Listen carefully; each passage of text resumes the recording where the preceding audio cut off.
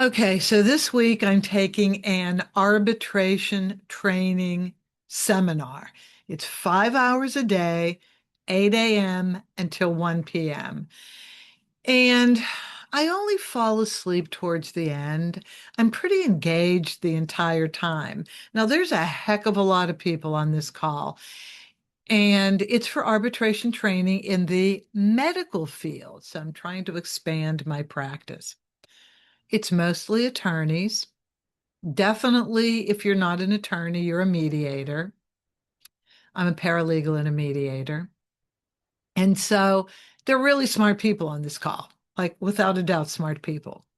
That being said, I am one of the most vocal people. I add a little humor and levity and regular people thinking to this whole seminar experience.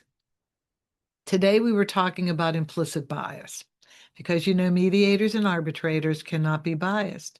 So, we were talking about implicit bias, and one guy did kind of a slide presentation with pictures on different situations where bias uh, would be, part of the process, would be hidden.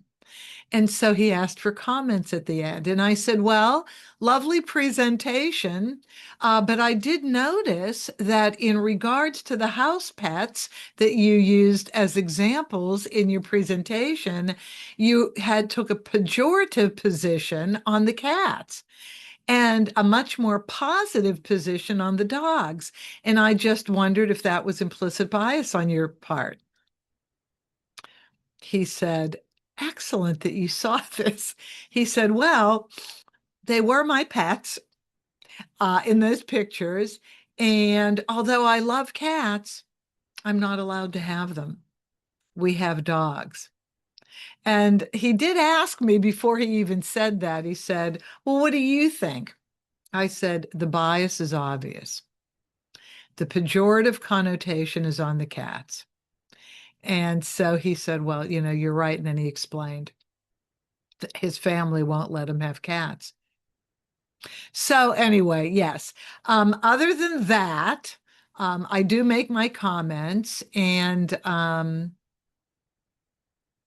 really feel like I've fallen down the rabbit's hole of how complicated do we really want to make life? I mean, the legal system is unnecessarily complicated. I mean, I've worked in it for 14 years now. Ridiculously complicated, unnecessarily so, terrible way to run a business.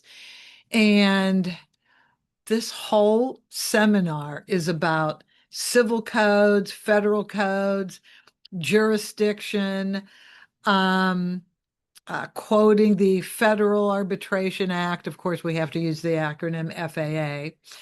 And I'm listening to all this shit and I'm like, but this is what I don't want to do. Do I really have to do this? The reason why I'm in this arbitration training is because a friend of mine in Oakland, who's a mediator and an arbitrator, she's in family law and education, she gets this fluke call from a company that got a windfall of money from the state of California to conduct arbitrations in the medical field, but there apparently it's so backlogged in California that billions of dollars were allocated to several companies to do this. And she said it's mind-numbing work.